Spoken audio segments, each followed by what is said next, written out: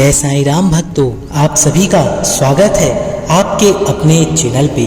आज हम आपको साईं बाबा के चमत्कार की एक ऐसी सत्य घटना सुनाने जा रहे हैं जिसे सुनकर आप भी हैरान हो जाएंगे। ये कहानी दिल्ली के रहने वाली 10 साल की बच्ची आरती की है।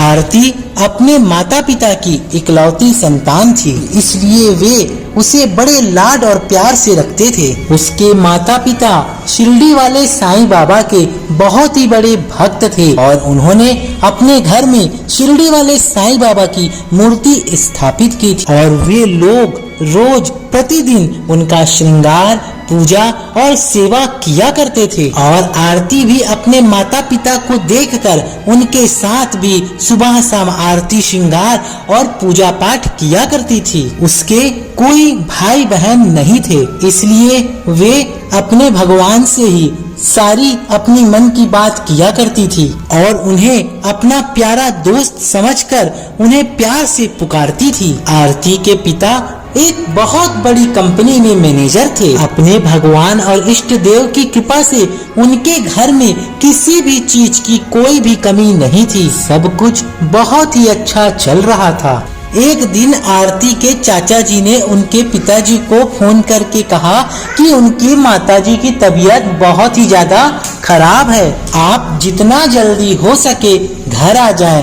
ये सुनकर उसके पिताजी ने अगले ही दिन की फ्लाइट की टिकट बुक करा दी। उन्होंने 2-3 दिनों के लिए अपनी बेटी आरती को नानी के पास छोड़ने का फैसला किया और अगले दिन आरती की नानी उसके पास रहने के लिए आ गई। उसके माता पिता ने अपने भगवान का आशीर्वाद लिया और एयरपोर्ट जाने के लिए निकल पड़े। आरती का किसी चीज में मन नहीं लग रहा था, इसलिए वे अपने दोस्त भगवान जी के पास जाकर बैठ गई और उनसे बातें करने लगी। थोड़ी देर बाद आरती के मामा जी ने अपनी माँ को फोन किया और बताया कि दीदी और जीजा जी जिस फ्लाइट से गए थे वो क्रैश हो गया है और उसमें कोई भी जीवित नहीं बचा। ये सुनकर उसकी नानी बहुत घबरा गई। उन्होंने उन दोनों को फोन लगाया लेकिन फोन बंद था और फिर आरती की नानी जोर जोर से रोने लगी।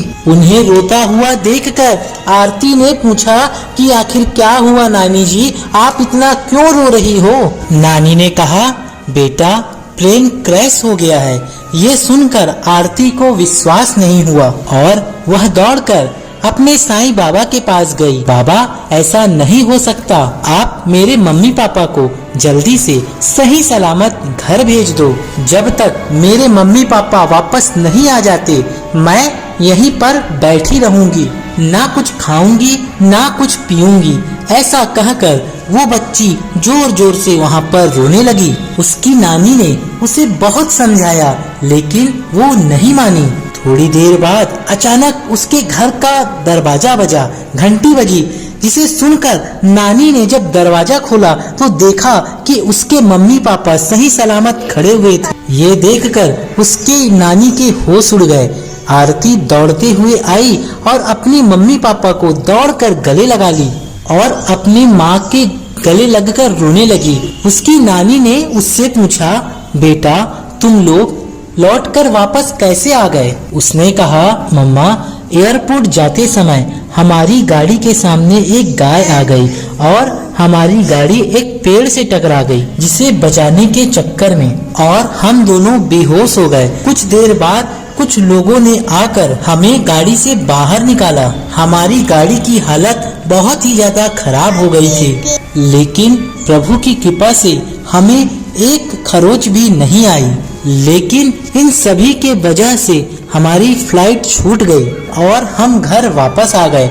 आरती बोली, मम्मा अच्छा हुआ आपकी फ्लाइट छूट गई। जिस फ्लाइट से आपको जाना था उसका एक्सीडेंट हो गया है। आज मेरे साईं बाबा ने आपको बचा लिया। ये सुनकर उसके माता पिता प्रभु के चरणों में जाकर बैठ गए और बोले, भगवान आज आपने हमारी जान बचा ली, हमारा घर बर्बाद होने से बचा लिया। भक्तों, कभी कभी जब हमारे साथ कुछ बुरा हो जाता है तो हम यही सोचते हैं कि ईश्वर ने आखिर हमारे साथ ऐसा क्यों होने दिया, लेकिन ईश्वर अकारण कुछ भी नहीं करते। वे जो करते हैं उसमें हमारी भलाई छुपी होती है। कभी कभी छोटी मोटी परेशानियों में घेर कर वे हमें बड़ी से बड़ी मुश्किलों और समस्याओं से बचा रहे होते हैं।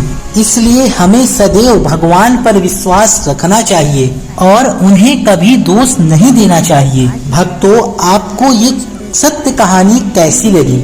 आप अपनी राय कमेंट बॉक्स में जरूर दें।